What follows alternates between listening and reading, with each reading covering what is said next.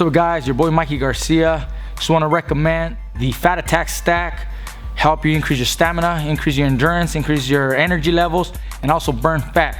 So don't forget the Fat Attack Stack by Snack. Avni. It's unfortunate he didn't come out with the win. He threw 82 punches. Yeah.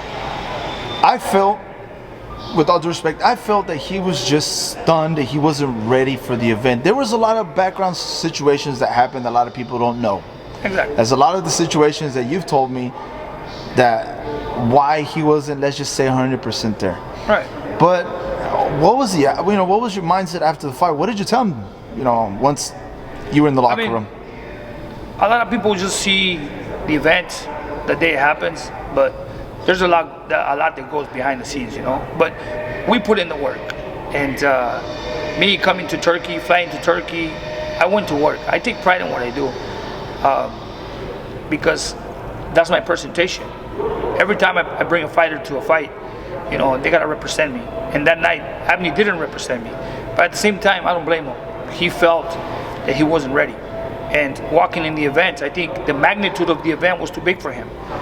There's fighters that can prepare themselves physically for a fight, but they can never prepare themselves psychologically for something like that. Walking in that ring and watching the lights and the people and the atmosphere is very different. Honestly, stepping in the ring against Canelo Alvarez is not easy, and I felt defensiveness because I wanted him to get in there and exchange. I wanted Avni to represent our training that we put together. Get in there and fight. If Avni would have fought and let go of his hands and exchanged with Canelo, and he would have went down, Canelo would have knocked him out, or regardless, he would have represented me. But he didn't even do that. So only he knows. And honestly, since after the fight, he was dethroned. He was dethroned because in the dressing room, he didn't say a word. We went to the hotel, he didn't say a word. He's uncommunicated with the people, I've had people that are close to him, his girlfriend, message me, "Coach, is he okay?" He hasn't replied to my messages. I think that kid is demoralized after what happened. He's ashamed of himself, his whole country, and it was just a bad night. But we just have to move on. We just can't sit there in that hole. We have to move on. But obviously a lot of things happen behind the scenes, and we went in there with a purpose, and it didn't work. I like what you said. I take pride in what I do as a coach, and I applaud you for that. I love that, and that's not the first time that you're in the ring. You've had a lot of elite fighters. What is next for Avni? What else do you want for him? Honestly, sorry to interrupt you, but after that night, I think his career is over. In my personal opinion as a trainer, in my experience, I can tell you this: based on his performance and how embarrassed he was of his performance, I don't think he'll have a mindset. His mentality will no longer be there, coming back to another fight. I saw it, and I've seen it in other fighters. When after the fights, they feel like they're humiliated. When I saw his silence after the fight, going to the hotel and him not even saying a word, and up to this day, not answering messages, that says a lot. That means that he's no longer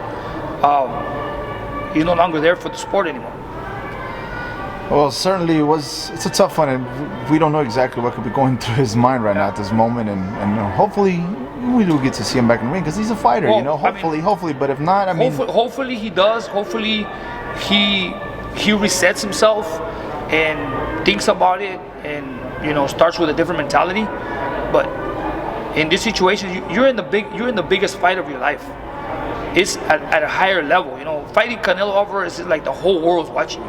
So in order for you to make a comeback after that, you need to, put in a lot from the heart. You have to have a strong mindset to come back and prove yourself, because it was hard for him. It was hard for him after what we went through. Training in Turkey, coming to California and then going to Miami. It was just a hard moment for him, a hard moment for everybody. But I mean, we are a team and we have to take it together regardless. But all I can tell you is we did put in the work. If I leave my camp, I never do. I'm always in California training my fighters. But if I have to leave to train a fighter, believe me, I'm gonna give him 100%. So I gave him the best of my ability in my training, and I wanted him to represent me. You know, it's like if you go down, you gotta go down swinging, and people will give you the respect. Oh man, you know, he went down, but he was fighting, but he didn't give me that. You know, so at the end of the day, regardless, I have to be with him. I trained him. He was part of my team that night and for the camp. So I gotta take it with him. You know, whatever he's going through, I'm going through it with him. You know, we're a team, and we have to ride the van together. You mentioned Canelo. He's fighting May 8th here in Arlington, Texas, just a few miles away from Fort Worth. I'm going to name you the 3 fighters right now. Benavidez, David Benavidez, Caleb Plant, and Billy Joe Saunders. Which is the biggest threat at this moment? Benavidez. Why do you say that? Benavidez, because Benavidez, he's a bigger boy, a lot of confidence, very smart. I mean, Saunders and Caleb, they're not a big threat for Canelo. I mean, they're movers. You know, they're not as dominant as Benavidez. Benavidez is a very slick, smart fighter, has the height, the reach, the confidence, and he stands in there in front of you and he'll exchange. You know, he's a bigger boy. Caleb Plant, he's a good boxer, good boxing ability, but you gotta be with Canelo to know the potential that he has. Canelo hits you.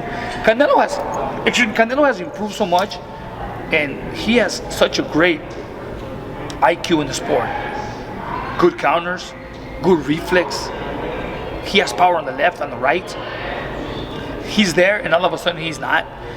And Canelo can break you slowly. Every time he hits you on the arms, on the shoulders, he'll break you. I think, honestly, Caleb Plant and Billy Joe Saunders, I don't think they'll beat Canelo. I mean, every fighter's a threat, but to me, from them 3, Benavidez is the biggest threat for Canelo. It's a possible fight that we could see next year, because it's rumored after Billy Joe Saunders. That's the best fight of the division. I mean, if you ask me, who do you want to see? I don't want to see Caleb Plant and Saunders. I have no interest in that fight. I will not even turn on the TV to watch that fight, honestly. But I'll turn on the fight. I'll turn on the TV to watch Canelo and Benavidez. I would too. That's the only fight right now in that division that will catch my attention. Well, what I mean, I would too. I would be more intrigued, more detailed of the little things that would happen in that fight. It makes more sense to watch a Benavidez style because of his style. Stylistically, that's the fight that I would watch. Canelo and Benavidez will be a mega fight.